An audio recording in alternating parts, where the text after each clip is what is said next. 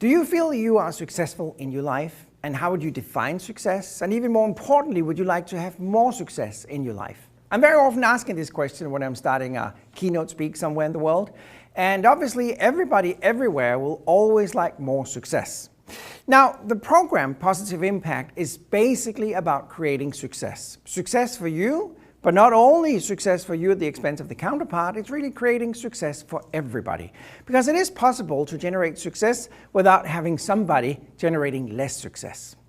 Now, what is success and how will we define that? Well, Dale Carnegie actually quoted that really well, so I decided just to copy his quote.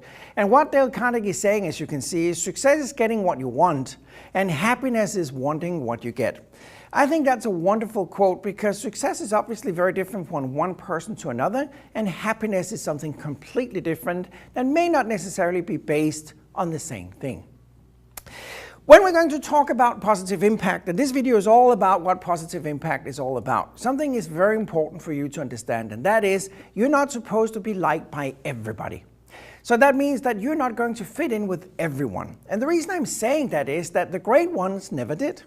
So that means if you're a little bit outstanding, if you're unique ideas, if you separate yourself from the majority of everybody, somebody out there is just in a position where they really don't like you, they don't care for you, and they may not even want to work with you. Don't feel bad even though it happens a couple of times every year. I mean, obviously if it happens every day and you come back to your colleagues and say, well, the guy I met yesterday didn't really work, and the person I met today didn't really work, and the one I'm going to see tomorrow probably won't work either, well, then you might have to start studying yourself and see if there's anything you can change. But if you meet a couple of people every year where it just doesn't work and it doesn't hit off and it's not really your fault and it's not their fault either. Now, the book Positive Impact is a book that has been published in several countries around the world, and it's actually a management book that was awarded Best Management Book in Scandinavia and Europe a couple of years ago when it was published there. And the reason is not that it's a particularly good book. I can say that since I'm the author. It's not really very brilliant, outstanding. It's not, because I've been reading a lot of books out there on personal impact, communication, psychology, behavioral economics, and all of that. And I've seen a lot of books that I honestly feel is even better than Positive Impact. But I think the reason it's been nominated and been winning awards is it's kind of been gathering all the important stuff.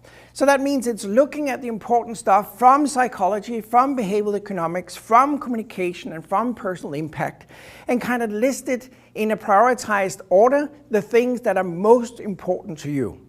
And I'm just going to give you a few of those highlights, a few of those headlines, what is really crucial, and we're going to talk about during this video. Think about this quote up here. You simply cannot not communicate. Do you understand what I'm saying here? You simply cannot not communicate. Imagine you're sitting in a meeting, and obviously there's a person that is saying something. They might even be standing up and saying something in that meeting. You might be sitting at the conference table and not saying anything, but you're still communicating.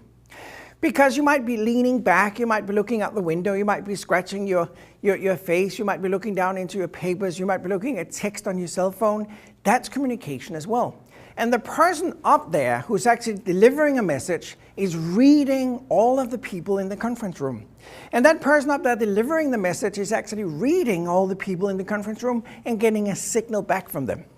So one of the key things that Positive Impact is going to focus on is really how to read other people, especially reading other people when they don't think they actually communicate. Because we are communicating a lot non-verbally, so that means obviously we can read a lot from people who actually don't think they are doing any communication at all. Now, a couple of years ago, I came up with 3 words that I truly feel is the motivating thing for a lot of people. I actually claims that a lot of people are motivated by money, by sex appeal, being attractive to other people, or by power. And by power, I mean the ability to be influential, the ability to convince other people, and the ability to make other people agree with you. I honestly believe that most people are motivated by 1, by 2, or by all 3 of these quotes up here. What is funny is I have a Dutch colleague who's been working with me for more than 8 years. And a couple of months ago, he came to me and he said something funny. He said, Keld, you know what? I've been looking at your 3 words that you claim is the key motivational factor for people. And you claim on top of that that you need all 3 of them to be successful in life. And I strongly disagree, he said to me. And obviously I was very puzzled and curious, so I was looking at him and say, why is it, Peter, that you strongly disagree? And he said, because I think you're wrong. I think you only need one of those 3 quotes up there, and if you've got sufficient amount of that one, then you're going to get the other 2 automatically. Think about that for a second. I have, and I honestly think my colleague is right. Because if you have an enormous amount of money, you can absolutely convert that into sex and power. If you have a lot of power, history has shown us you can easily convert that into sex and money. And if you have a really strong sex appeal, obviously history has shown us as well that you can turn that into money or power. So the question to you is really, which one of those 3 do you want to focus on? Which one do you want to develop in the future as well? Now, one of the things that is stopping us, and I've been talking about in other videos as well, is really all the things we know already. That is really putting a limit on what we think we want to learn. Think about it. We have a tendency only to read books with the content we agree. That means we basically, as human beings, only buy books by authors we like or reading content that we agree with. So we have a tendency not to buy a book that writes or describes something that we would disagree with. And obviously that is putting a limit on us gaining new knowledge. Could we all agree that about 1,000 years ago, the leading scientists and researchers and authority in our society had all dictated that the world was flat? And everybody believed that, because that was the authorities that had dictated that. We have later learned that that is actually not the case. The earth is really not flat. 500 years ago, the leading authorities in society, the highest ranking people, the most respected of everybody, said that Earth was center of the universe. Now, could we all agree that later on we learned that's actually not the case? Earth is not center of the universe, it's actually circling around the sun. So sometimes I'm thinking, what is it we today think we know because the authorities have told us that that's the case, that we later on will learn, that was not the case at all. So sometimes we have to strongly think out of the box and open up just to have a different approach in how we're doing things. Now, look for a second at this picture up here. I was doing a presentation in Germany a while ago, and I was asking the audience, what is that you see on the screen right here? And there was a German business person who raised his hand, and he said, that's a burger. And I said, I'm sorry, it is not. It is actually the brain. Because one of the key things we're going to focus on positive impact is actually not only how the brain works, how we can manipulate people's brain, and how we actually can read other people's way of behavior, but we're also going to look at if anybody might have a brain damage. And I'm half joking and half serious, because we can actually look into behavior to see if somebody have a brain damage. And the reason I'm saying that is, think back. If you think back to, let's say, 2004, May 20th, 2004, do you remember what you did that day? So think about it for a second. May 20th, 2004. And you can just think about the time spent between 10 o'clock in the morning and noon. Okay, so just those 2 hours. What were you doing May 20th, 2004? I'll bet you most of you have no idea whatsoever, including myself. And you know what? That is obviously kind of natural. We don't remember that. And when I'm asking people something like this, mostly I get the answer, I have no idea what I did. But you know what's interesting? That's actually a lie. Because we do know what we did in a particular time, but we just have no idea how to gain that information. Now let's assume for a second that we have actually a picture of you on May 20th, 2004. And it's a picture of you in front of a lake, there's a canoe, and you are standing next to 2 of your best friends. Now if I'm showing you this picture from May 20th, 2004, that you previously just said you have no idea what you were doing, if I showed you that photo, you would probably say, oh, that day. I remember that. We were out canoeing on the lake. It was a beautiful day. It was sunshine. Later that day, we were barbecuing, and then there was actually a hole in the canoe, and it was so funny. What happened in the evening is, and you can keep telling and telling and telling what actually happened on that specific day. And you know why? The reason that we can do that is because our brain works like a camera. It doesn't work like a computer. If this was a computer and we dotted in May 20th, 2004, the computer would obviously remember that. So if we are asking for that information, the computer would bring back up that information. But the brain doesn't work that way. The way the brain works is that picks up a photo. So that means it's working graphically. So when we introduce, present, tell other people about something, it has to be done in a graphical manner. Human beings are really bad at coping with huge amount of data, but we're really good at coping with graphical impressions. When we're talking about success, and as I told you earlier, positive impact is all about success. We can really divide that into 15-85%. And you might remember from some of the other videos, my 15-85% rule. But just to summarize it very quickly. What I claim is that only 15% of the reason that you are successful in your life is based on your formal education, the amount of years you've been doing what you're doing, and the experience and technical knowledge that you may have. I'm claiming that that's only 15% of the reason that you are successful in life. On the other hand, 85% of the reason that you are successful in life, I'm claiming, is due to what we call your human engineering understanding. And human engineering really means, are you likable, are you trustworthy, and do other people like you, would other people like to work with you? So what I'm claiming is it's way more important for you to be likable. That means having social intelligence, being good at communication and negotiation, that it's important that you actually have a formal degree, a long education, or even an experience in whatever you're doing.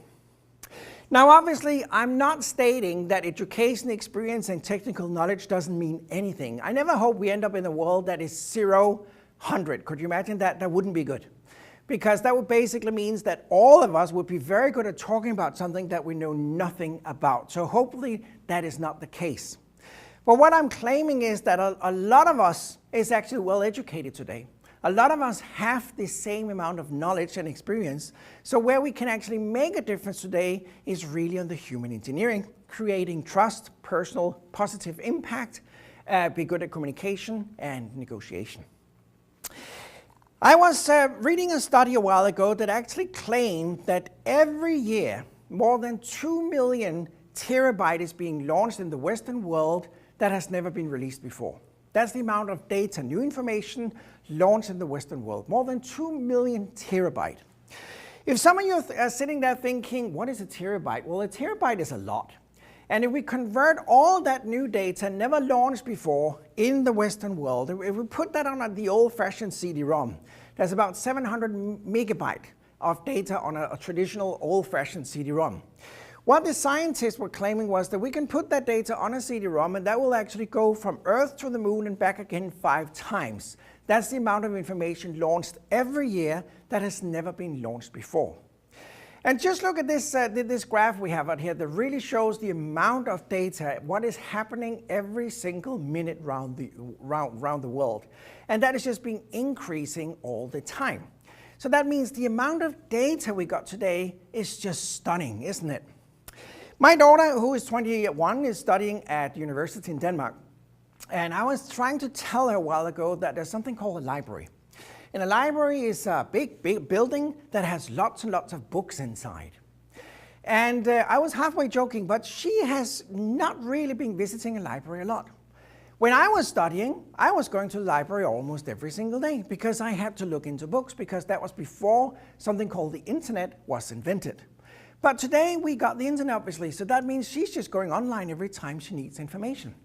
But what was curious to me suddenly to think about was that when I was studying, my challenge was to find the information. Today, when she is studying, it's not the challenge about finding information, it's about filtering the information and getting the right information, because there's so much of it out there. So please remember one thing, ladies and gentlemen, when you're delivering a message, when you're communicating with other people, facts and figures are easily forgotten, but stories are retold. On one of my many trips, I had the pleasure of having a couple of hours off, so I went downtown in the city I was in, and there was this farmer's market, as you can see here on the screen. And I stopped at one of these booths here that was selling fruits and vegetables, and there was a sign on that booth that interested me a bit, because as you can see, it says, here we sell cheap and good fruit. And I actually start thinking, this is a very simple example of over-communication. Because could we all agree that we don't have to say, here we sell? It is kind of obvious that they are there to sell stuff, right? I don't think I would walk up to this stand and asked to buy a bunch of bananas, they're saying, no, you can't buy it. We're only showing you what kind of bananas we got. So obviously they're selling. So on this sign, there's no need to tell the world we're selling anything. That's over-communication. Besides that, I can see obviously that it's not tires or car parts they're selling, it's actually fruit. So there's no reason to put fruits up there as well. And do you know what's kind of funny? It's very rare that I see anybody saying, we are selling bad fruit. So obviously I guess that the fruit must be good. And I can just look at the fruit and see whether it's good or bad. So there's no reason to put the word good up there as well. So do you know what? They could have been even more successful just by having one big sign saying cheap, and the rest of it I could automatically figure out. Now obviously this is just a very dumb and simple example, but it's just a simple example that shows us how much over-communication we basically have in the world today. Look at this for a second, ladies and gentlemen. What we're seeing here is that when you and I are gathering new information, if we are having a normal sight level, that means that we can actually see stuff. 90% of all new information that comes in is actually coming in through visions. Back to the graphical thing and the brain. So that means we pick up information that is graphical. Then we have a sensory memory system, and that works basically just like the computer. You know, the computer, when you're dotting in something in Word or Excel or PowerPoint or whatever, it translates into a language the computer understands, the zeros and the ones. And you know, it doesn't take any time. The same way our brain works, so that means when we actually see something, it is converted into something that our brain understands. And it goes so quickly that we don't know what's happening and we don't spend any time on it. So that's the sensory memory. And then we have a short-term memory and we have a long-term memory. And what is kind of interesting is that the short-term memory is like the RAM in a computer. When you turn off power, that memory is gone. The long-term memory is just like the hard disk. Unless you have a brain damage, everything that actually goes to the long-term memory will stay in there. What is a challenge though is that a majority of the information that you receive in life don't go to the long-term memory. Because what goes to the long-term memory is only what you find of interest in that certain moment. So let's say you only had a short-term memory. That would mean that the expense or the time span for that is approximately plus minus 5 minutes. So if you only had short-term memory and no long-term memory, and you're looking for a clean shirt in the morning before going to work, you would start looking in the bedroom. You couldn't find a clean shirt in there. Then you would go to the kitchen. You can't find a clean shirt in there. You go to the laundry room. You couldn't find a clean shirt in there. You go to the living room. You couldn't find a clean shirt in there. And since you only have a memory span of 5 minutes, you will go back to the bedroom and start looking again. That will be the effect of only a short-term memory. Now, what is a little bit scary is that up to 50% of all information that you're getting is simply not passed on to long-term memory. Because your brain, the computer in here, will decide that is not for me. What's in it for me will simply not be utilized because the conclusion is I can't use that information for anything, so it's basically just being thrown out. So think about that as well, and the more we can actually, in a graphical manner, stimulate the brain, the more that will go into long-term memory. A while ago, I did a study together with Copenhagen Business School in Denmark, and what we did was we were asking all of the executive MBA alumni, and we were asking the top executive of the biggest public companies in Denmark, what was the most important skills for the executive of the future. And by the way, we didn't manipulate in any possible way. They were just handed a blank piece of paper and they could write down whatever. What we saw up here was management training was actually pretty low. There was obviously other items out here that was even lower than management training, but on this top list I got right here, management training was the lowest.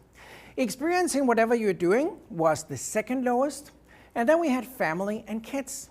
Now, when I present this slide, I very often meet people that are saying, well, that's surprising. So what you're saying is actually the executive MBA students at CBS in Copenhagen and the top executive of the biggest public companies in Denmark is actually saying that having family-kids is the fourth most important for the executive of the future. The third most important one up here was market orientation. The second one was actually knowledge of own flaws. That means how can you improve yourself? And number one of this list up here was actually the ability to be efficient in communicative competence. That is positive impact. how you communicate a piece of information, whether you're considered trustworthy, and whether you are generating personal impact. Let me just ask you another question. If I put up two words here, personal impact as one word, another word could be manipulation. Which of the two words are positive word? Do you find that positive or personal impact is a positive word? Or do you find that manipulation is a positive word? When I'm asking this question out in real life, the majority of everybody I'm asking is saying, well, personal impact is a positive word and manipulation is actually a negative word. But what is interesting is actually manipulation means to change. And that is what we're trying to do when we negotiate and communicate, isn't it? We're going to try and change the counterpart's opinion. We're going to try and change their way of thinking. And we're going to try and change their understanding of what we're going to say so they would agree with us. If we go back to the 50s and the 60s, when we were looking into supply and demand, it was kind of very different than what it is today. Because demand is driving the market. So that means there was lesser supply and a bigger demand. So it was actually pretty easy producing anything then because you could just do it and sell it. People would buy it. Then in the 70s, marketing was actually invented. It's not really older than that. So in the 70s, competition started really to occur. So that means supply and demand changed a little bit. And you need actually to produce brochures and sales information and advertising and commercials and whatever to sell your product. Then in the 80s and the 90s, marketing was not enough anymore. You actually had to do corporate issue information as well. You could not only tell a story about your product, you also had to tell a story about your company. And what is really interesting when we move into today's world, information about your company is not enough anymore. Product and marketing information is not enough anymore. Really today, it's about reputation and trust as well. So it's really about what you're doing and not what you're saying you're about to do. And it's really about how other people, the surrounding world, are evaluating your reputation and trust because, as I just said, supply and demand, there's so much supply out there and a lesser demand. The old Greek knew this thousands and thousands of years ago because what they basically said, as you can see up here, is that we have ethos, logos, and pathos. And what they're really saying is that if we take the emotional part, and that is really how we react emotionally to other people, that is the biggest part of the reason that we like somebody and we want to work with somebody. What we also see out here, the logos, that means fact is the second biggest one. So that means that fact is obviously important, but it's not as important as the emotional side. And the most important one up here, the smallest level of importance up here is the credibility itself. So it's kind of interesting to see that even thousands of years ago, the great Greek thinkers were actually putting the emotional side, that means the 85% rule in my world, as the top thing that is the most important when you want to convince other people about stuff. On this program, on this course, Positive Impact, one of the key things we're going to look at is actually the first impression. And the first impression comes really quickly.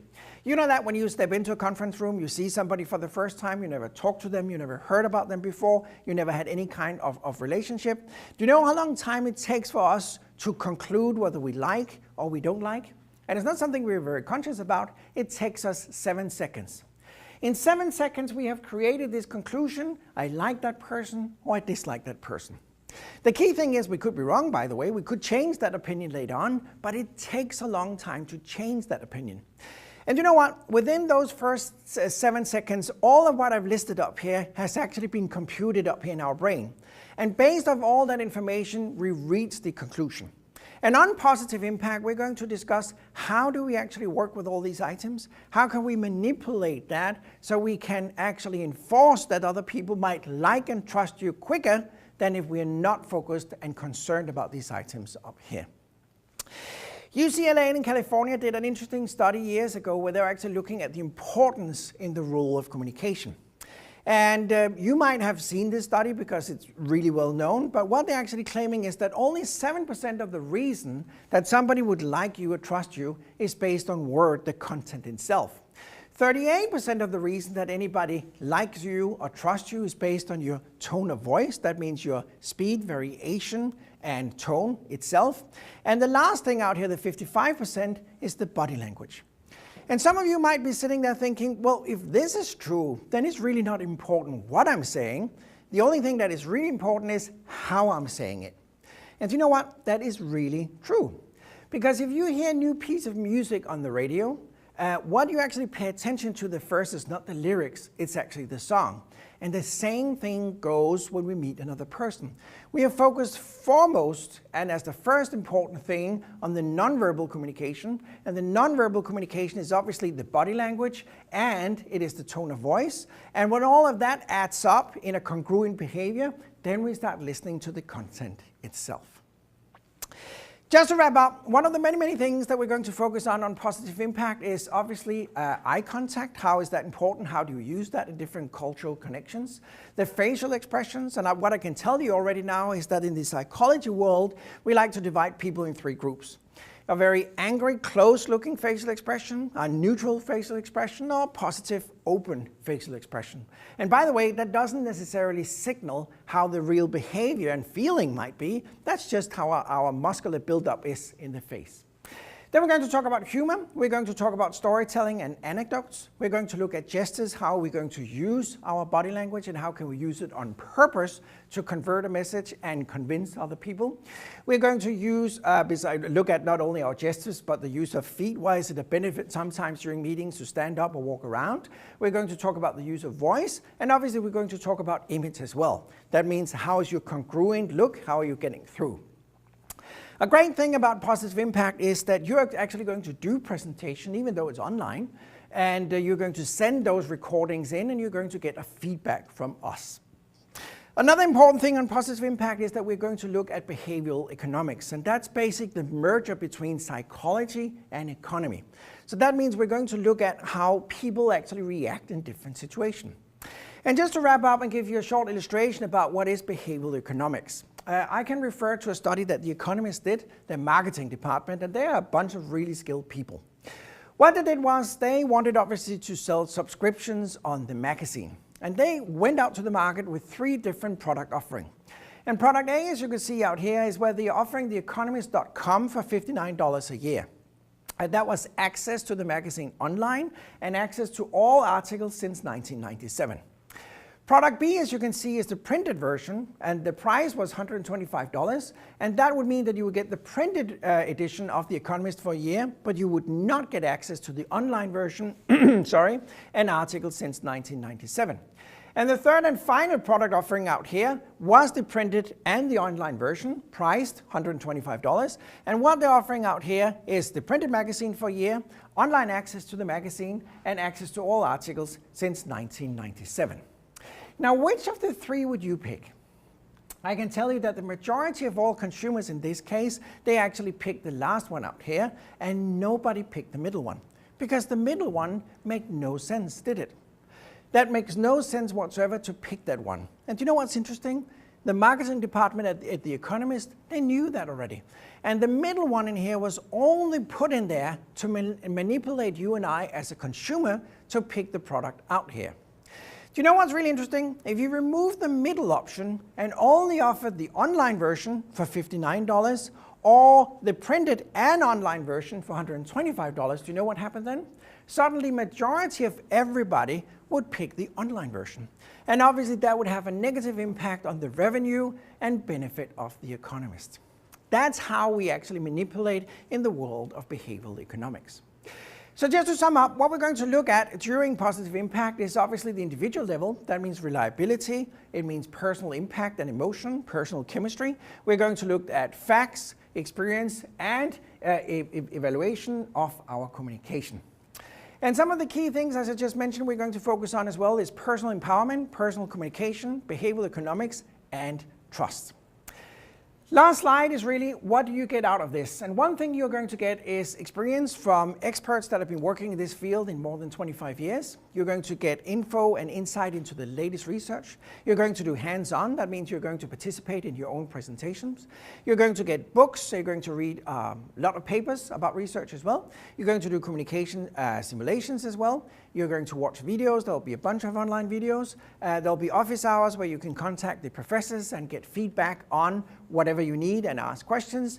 And you'll have a complete toolbox within the area of positive impact and communication. So what can I do after I'm done with this program? Well, one thing you can do is read body language, which is very useful not only in communication, but definitely in negotiations as well. You are able to identify a person who may not be telling the truth or lying. You will also be able to manipulate your message, and that basically means changing the way other people are perceiving you. You will have presentation skills, you will have gained confidence in communication in general, you will have convincing skills, you're able to prepare for a presentation, a meeting, a negotiation in a professional manner, and you will know your own communication style. And what are my goals in this case? Well, your goals could be to become a better communicator. It could be that you want to know your force. It could be that you want to eliminate stress, get a complete checklist, be trained by some of the best you can get, access 24/7 to the program. You can go online all the time to better read people or get a structure. That was a short briefing and introduction into positive impact. We hope to see you on the course. Thank you.